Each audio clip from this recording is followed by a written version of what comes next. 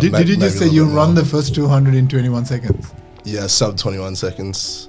At the Olympics, I split 20.88 in my heat run. Then my last 400 I did in Tokyo, I split in about 21 flat as well. So yeah, around that time for the first 200. I just genuinely find it funny. I mean, I'm running these times and people are complaining about the weight and the height that I am. I mean, the Oz record's going to go down this year, so they'll all be sending more stuff when that goes down. You know, we're in the arena doing the things, and they're behind the keyboard. That's a good answer. But 100%. That's a good answer. And Reece is just a natural competitor, and he's always been like that. I think a really good story is I think he might have been 15 when you tore your TFL. Sorry, he tore one of the smaller hip flexor muscles in a national final of a 400, and he just kept running. He won the race. He kept running. What does it take to become one of the fastest men in Australia, and who are the minds behind that kind of performance? In this episode of the Mastering Podcast, I'm joined by my favourite co-host, Don Sanka. Welcome, mate. And our guest today, we're joined by Reece Holder, Australia's rising sprint sensation, and his coach, Dr. Christopher Dale, a performance scientist and sprint strategist who's helped shape Reece into a world-class athlete. Today we'll unpack the mindset, mechanics and mastery behind elite performance. This is just not about running fast, it's about discipline, data, adversity and inner belief. Whether you're an athlete, a coach or someone chasing greatness in your own lane, this episode will leave you inspired and equipped to push your limits. Welcome to the podcast, boys. Thank you very much. Thanks for having us on. Boys, this is going to be interesting. All right, can you just give us a defining moment when you first thought, hey, I'm actually pretty good at this? I'd say always through school, I was pretty decent at track, winning, your school carnivals and stuff, and sort of just transcended from there, really. Yeah. And did you always have a real inner belief in yourself, or did that come a little bit later on? I would say it came a lot later on. But I've got a bit of dog in me, which always helps in races and stuff. So I'd say that's sort of where it's come from for sure. Man, you need a lot of dog in you to run a 400. It's probably one of the hardest sports. That's what Don keeps telling us. Man, I've run behind this guy for years, so I know how hard it is and how much work he puts in and how much work this guy makes everyone put in. So it is a hard race. It's probably, I would say, one of the hardest in the track and field discipline.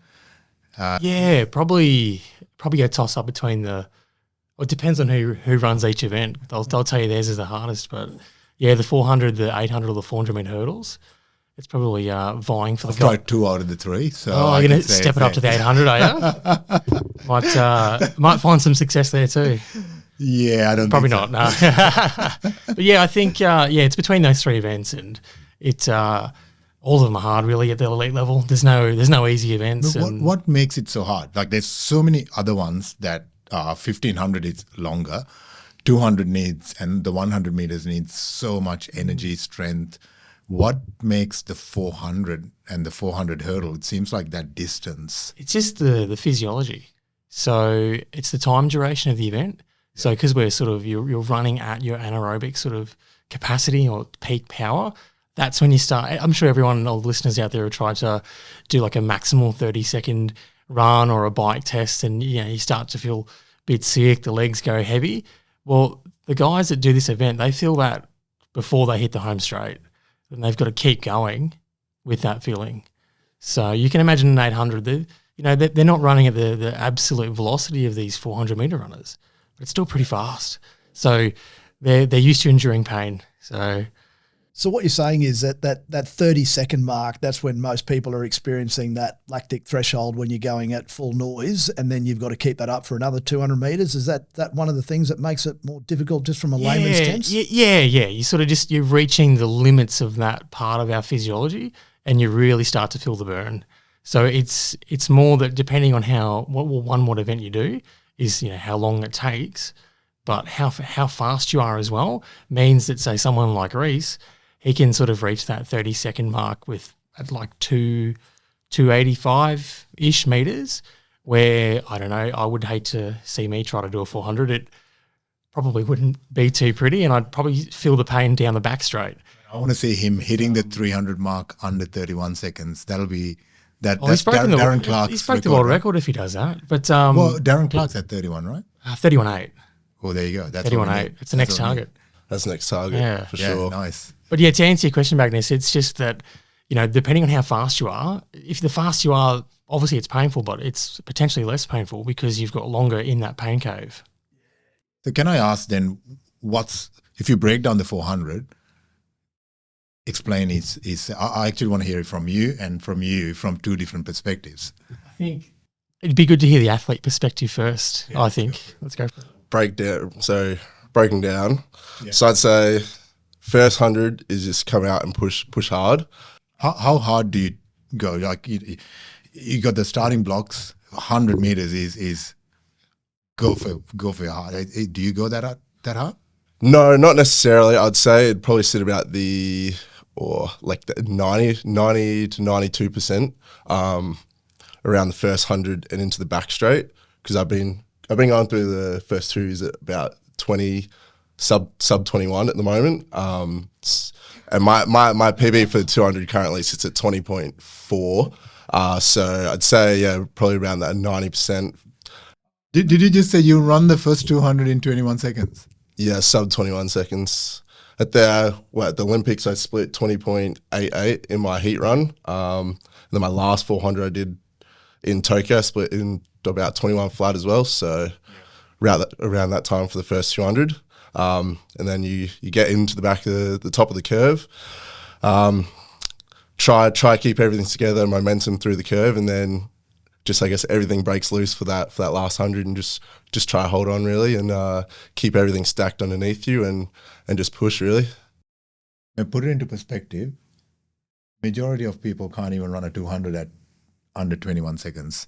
He's talking about running 200 in 21 seconds with another 200 left to go. I guess that's the difference. Why he's elite. Well, it's next level of elite, Olympic athlete. So, Chris, in your point of view, how do you break that down? Well, there's two ways. So this isn't my idea. It's from the Dutch national coach, Laurent Muley, and I think he puts it really well. So there's two types of ways that you can run it, or two athlete profiles. You've got flyers, who are people who are more naturally fast, and you've got people he calls diesels, which are maybe those who are maybe not as fast, but are better at maybe enduring, or can churn out maybe like 500 repetitions or 600 repetitions in training, and they can do a fair few of them. Reece is not one of those athletes, as we've sort of already discussed. He's definitely more of the faster type of athlete. But those two athlete profiles you want to run the event in a way that caters to your strengths.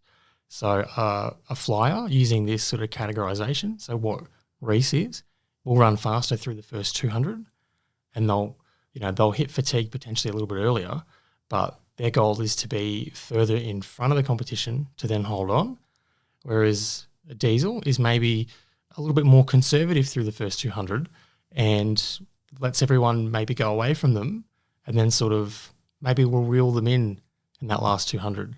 So I think the Olympic Games last year, I'm sure we all saw the 400-metre final in the men's. One of the craziest 400 finals. Ridiculous runs ever. But Quincy Hall, who won the gold medal, and Reece actually competed against in his heat. That famous photo of, mate, I want to ask about that later, but you go on. But his differential, so what we call if we compare the time for the first 200 and the last 200, was very, very, they were sort of very close to one another, meaning that he's not really slowing down too much, where someone like Reece might have a sort of 2.8 to 3 second differential, meaning he's slowing down more. So based on those strategies and the athlete, there's ways that you run it. So what Reece has described is how most people who are those flyers will run. So get out a bit harder, play to your strengths, try to hold on, where the diesel's more about staying fluid and composed and trying to run over the top of people. What's the difference between scientifically and biomechanically between those two different types of athletes? The really short answer of it is that the the flyer or the people who are more, faster athletes will just be better at producing power. So, in terms of their muscle architecture, they'll look a little bit different. Reece is probably, I'd say you're almost the biggest 400 meter runner on the world stage, just because, what are you, 96 kilos and 6 foot, what'd you say you were? 6'4". 6'4". So that's a very, very big person. And, that's sort of the size that Kishane Thompson is, who runs 100 meters. Yeah. Whereas the diesels are more of that greyhound style physique, where they're usually much more leaner, longer tendons, less dense muscle. So it's a very visual difference. You can usually tell just by eyeballing. But if we're just doing a test, like just power outputs in various exercises, whether that's in the gym or on a bike, like for a 30-second test, or just even a pure sprinting velocity perspective, the flyer is just better at all those things. Traditionally, a 400 meter runner has been lean and not look like a 100 meter runner. There's been a few keyboard warriors that's tried to give you advice on how to. We love the keyboard warriors, but what do you say to them, mate? 6'4", the way you can run, if you can be that powerful, I'll take that any day. Well, I don't really pay too much attention to them because let's imagine you are paying attention. I'd rather not, but there's a reason why we're in the arena doing the things and they're behind the keyboard. That's a good answer. But 100%. That's a good answer. I think Reece might have an interesting perspective on that. I wouldn't say I have an interesting perspective. I just find it. I just genuinely find it funny. I'm running these times and people are complaining about the weight and the height that I am. The Oz record's going to go down this year, so they'll all be sending more stuff when that goes down. So I guess we'll just have to see, really. But for me to do this at this weight, I can generate some serious power outputs and run some crazy splits. So it's working for me. So that's all that matters. Man, I love your confidence. I've got to say, athletics, track and field in Australia is absolutely firing. Yeah, I don't think it is. I've never seen anything like this, and I'm so glad I'm right here watching this. All of the sprint records are at risk, and you guys are breaking some of the most iconic times. Like Patrick Johnson, I'm sure he's excited to see it go. I love the guy. I love what he did. The only Australian to run under 10 seconds, and that's, if I don't see that go down in the next two years or in the next 12 months, I'll be surprised. And we saw the 200 go, and that's another legendary 200 from a legend, iconic legend. And then Darren Clark. Right, you were there. Why did you slow down? Tell me a bit about that race. I'm screaming. Yeah, I'm screaming at the screen. I said, what are you doing? What are you looking around for? So for me, it wasn't so much about the record. For me, it was about making through the rounds and making the final and actually being competitive on a world stage, because that's something that we strive for, is actually being competitive on a world stage, not just going there to compete as a number.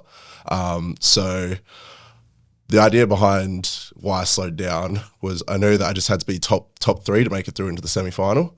I knew because I didn't see anyone, I knew I'd run a really strong first 300. I looked around and I knew I was going to cross the line in top three, and that was just my secured ticket to the semi-final. The idea behind it was trying to save as much energy as I could for the day after, because that's where 400 rounds really kills you. Is if you waste too much energy, you're gone. Did you know that the record was there? Did you know you ran that fast? No, to be honest, I didn't think it was that fast. I probably thought it was about 40, 45 low. I didn't realize it was 44.5. I was in form and just hot and ready to go. To give a bit of context, that was the second fastest time an Australian has ever run over the 400 meters. Correct. And by far one of the best races. And he slowed down, like you slowed down in that. And you were in front of the guy who won the 400 final. There's this iconic photo where I think even he was taken aback. He was like looking at you like, who the hell is this kid? And there's no doubt in my mind, and Chris, I'm sure you agree, if he didn't slow down, the record was gone. I would like to think so. I guess there'd be some critics and some keyboard warriors out there, but I think from memory it was about 70 to 80 meters or so. I sort of slowed down and started looking around. So in my head, if I went straight through the line, that would have been gone for sure. This was at the Olympics.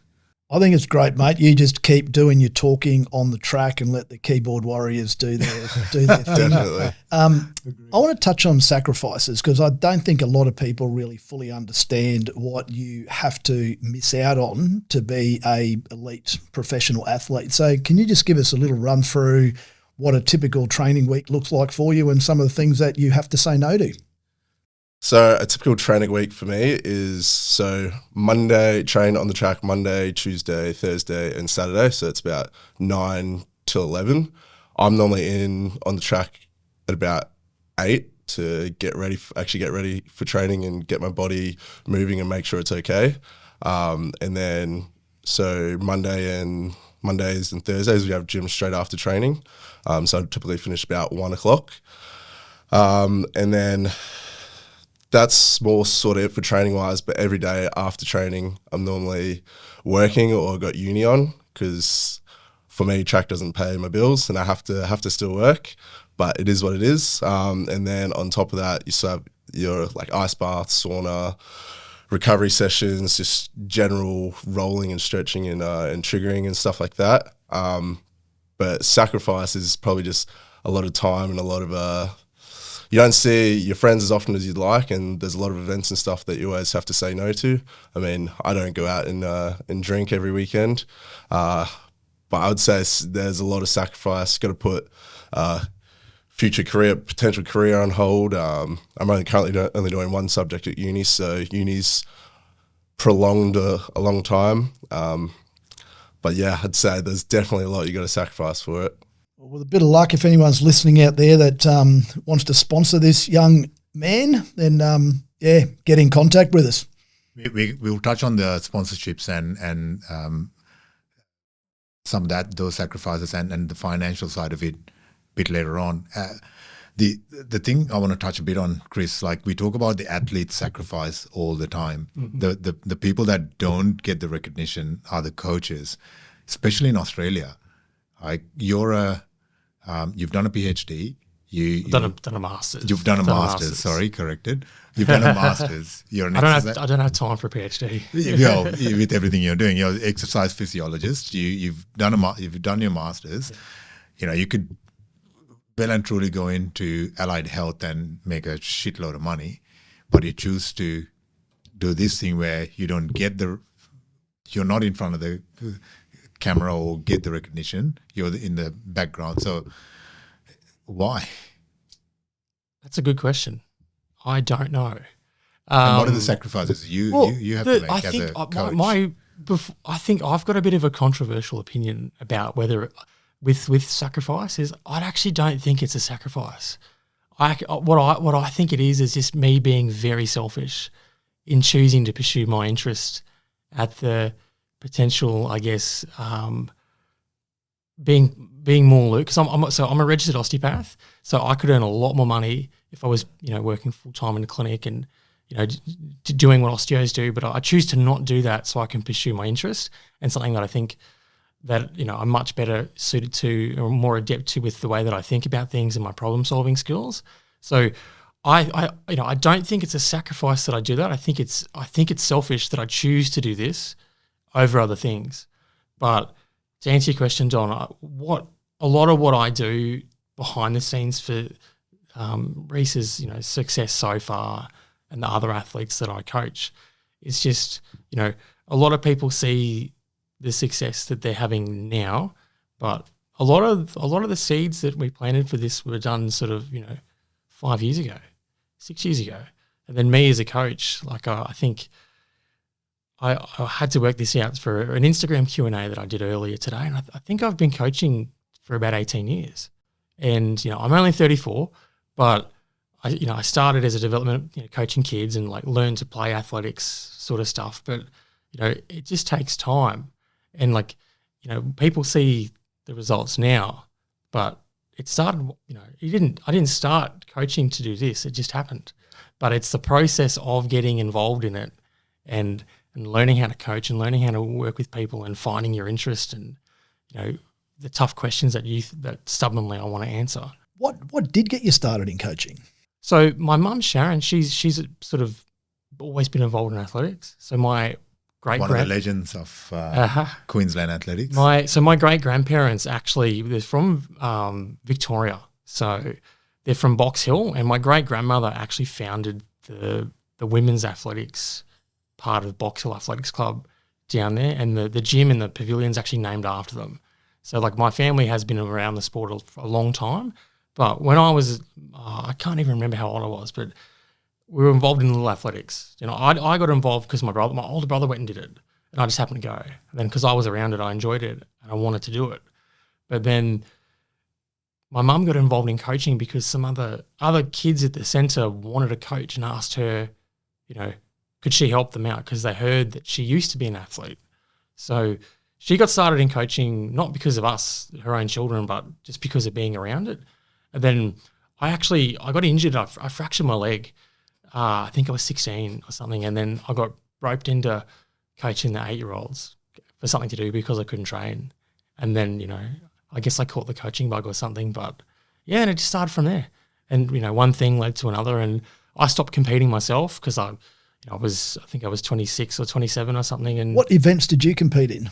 Well, I did all of them when I was younger, but, you know, predominantly through high school. And then when I finished school and like in my early 20s, I ran the 100 meters. And, what was your time in the 100? So I ran 10:48 to my PB, but I ran a windy 10:45 as well. But, you know, in the grand scheme of things, that's not that good. At the time, Australian sprinting was a bit weak, and that was top 10 for the year. But these days, I think that's probably not even 20th.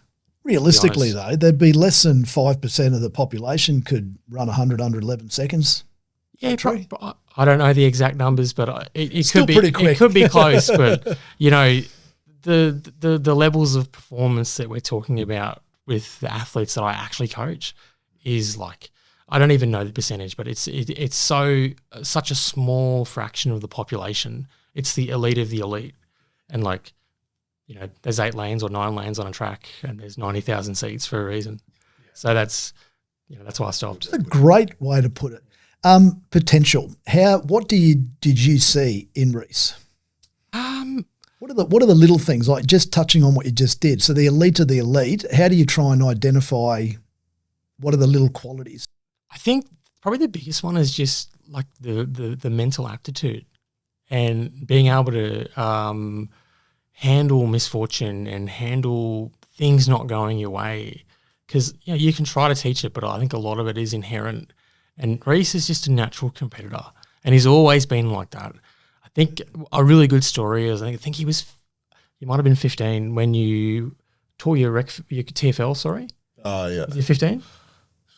Under 16. Yeah, so he's 15 or 16, and he tore one of the smaller hip flexor muscles in a national final of a 400, and he just kept running. And, you know, he won the race, but he kept running. Yeah. I was winning, so that's what I did. Yeah. So it's things like that. And I don't, you know, people have tried to hack long-term athletic development and find the next Bolt or the next Michael Phelps, but it doesn't work. It just doesn't. And what you need to do is just, you need to find the people with the right attitudes and the people who can compete, people who can accept criticism, people who want to be better. And then if you get groups of people that are like that together, and you just commit to improving everything that you do, you know, there's no coincidence that, you know, high level of success just happens. Yeah, how much does that play into it? Because if you look at your squad, I trained with Chris for about 4 or 4.5 years.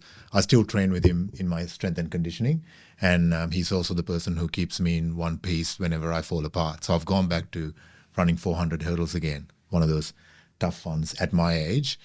His advice is not to do it, probably because he doesn't want to keep patching me up. One of the things I found that was very different to everywhere else I've seen is the community that you build with your squad.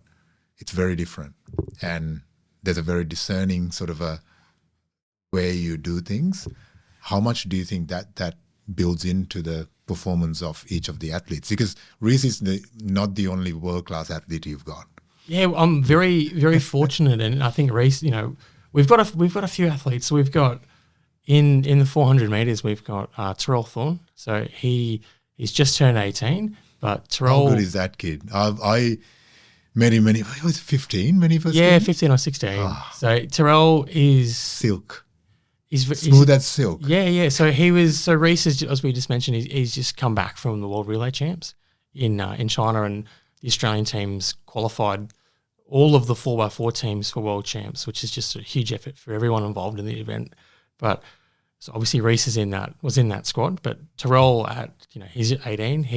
He last year broke the under 18 Australian record at the National All Schools and ran 45.6, which is just a crazy time. Because if we put it in the context of this discussion, Reece only ran 46.4 at the same age. So it's a huge performance, and it was a 20 or 30-year-old record. It's a very old record.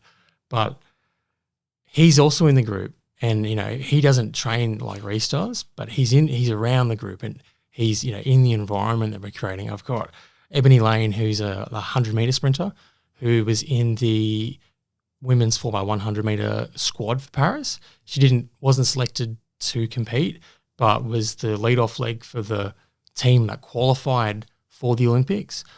She's in Japan as we speak, actually about to race this weekend. She's been very consistent. She's had an injury and come back. It's always but it's always hard when a new athlete comes into this environment and they're not used to the intensity of the training, but also the intensity of what the environment that I create for training demands. And she's well adept to it now, and she has really embraced it, and since then has really come on leaps and bounds since she's been injured. So Reece, speaking about Paris Olympics, how did you feel when you first got selected? And just take us through that experience for you. Of being selected. Being selected? Yeah. I think my experience is probably not experience a bit different, but so I ran my qualifying time in China in 2023 at World Uni Games. And then I was like, I had just automatically assumed I was going to be selected for the Olympics because I had ran the qualifying time. And then due to injuries, I missed out on the nationals the following year. But no one else was in the quota or had run the time. So in my mind, I had just automatically been selected. I don't know if that's bad in my part, so I didn't really have any big praise or celebrations as to being selected because I just thought I was just in the team. But the overall experience was ecstatic. Like, I still can't put words on it to this day, just like being treated like that high level athlete and seeing, people you look up to for years and years, being in the same environment as them, training around them, doing pretty much the same thing they're doing. It's a money can't buy experience for sure. And what was a highlight for you over there? Probably walking out in front of the stadium, on the purple track and just seeing, was it 80 or 90,000 people, and just there watching 9 lanes go around the track. So it's definitely a surreal experience. And I want to double click on to your early days a little bit. We touched, you started when you were 16, ran with a injury finish. But I think when I first started with you guys, you were just after COVID. So you talk about mental aptitude and resilience. That was your year that you would have made that huge breakthrough running for the World Juniors.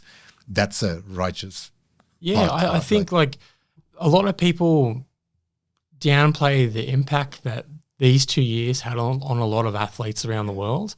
So in 2020 was when Reece was selected for the World Under-20 Championships, and then ultimately 2020 happened and no one got to go anywhere. But then they had the makeup for it the following year, and they decided to have that in Kenya, of all places, in Nairobi. So then Reece again was selected again for that, but then because of security concerns, Australia didn't travel.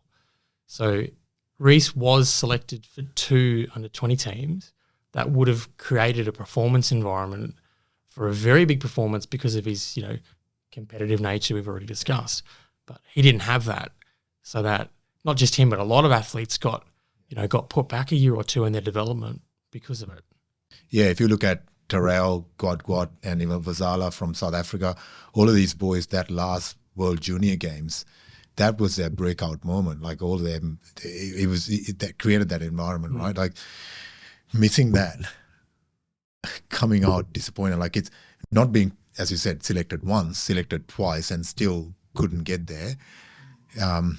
How did you keep going from there, and what did you have to do just to get back? Because after that, then you had a few injuries.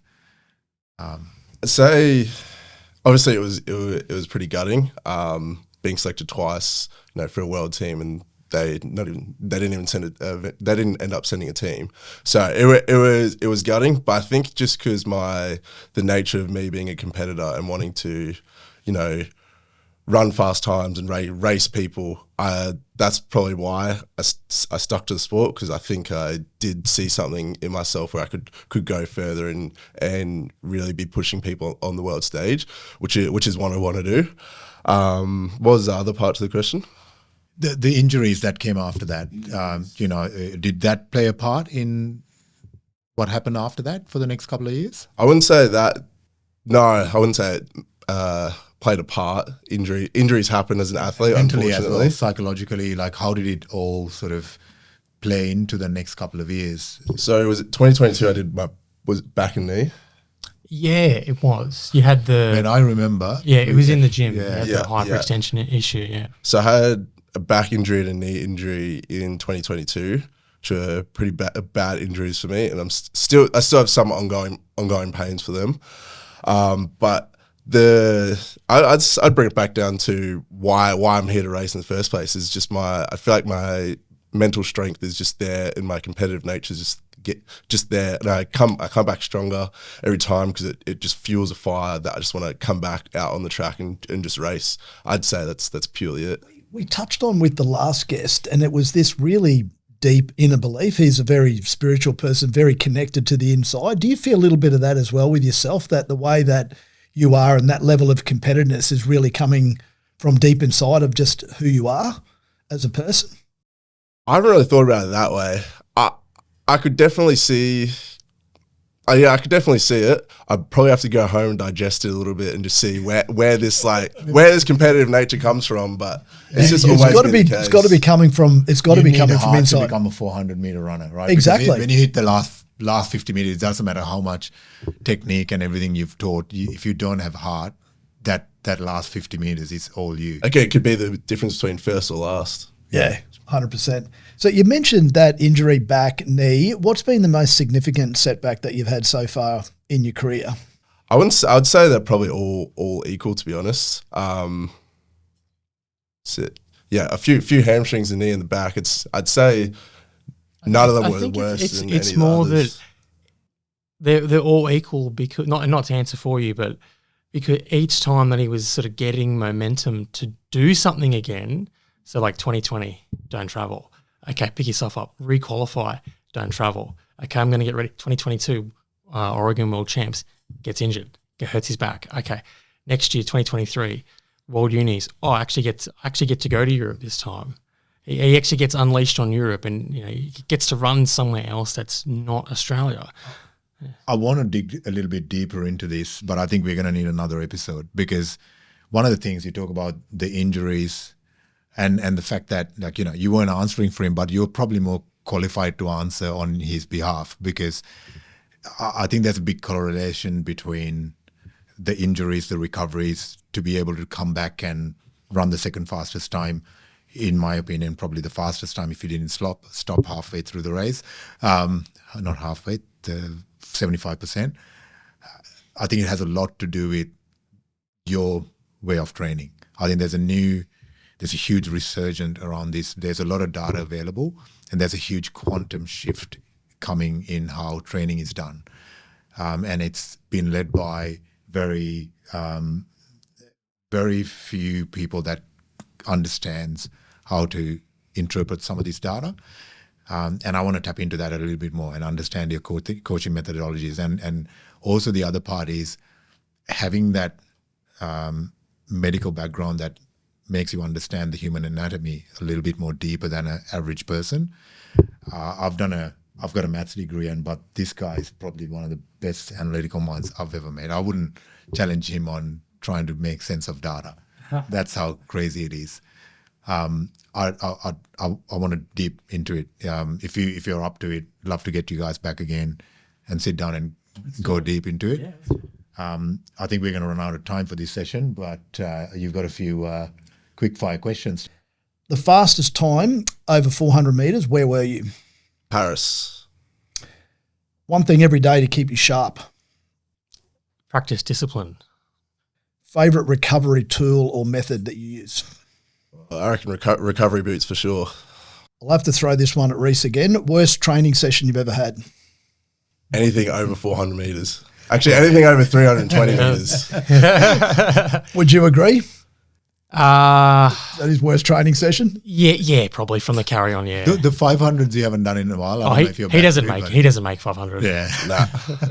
We did do 500. You were there when we did the 500s. once. What's your go-to hype song before a race?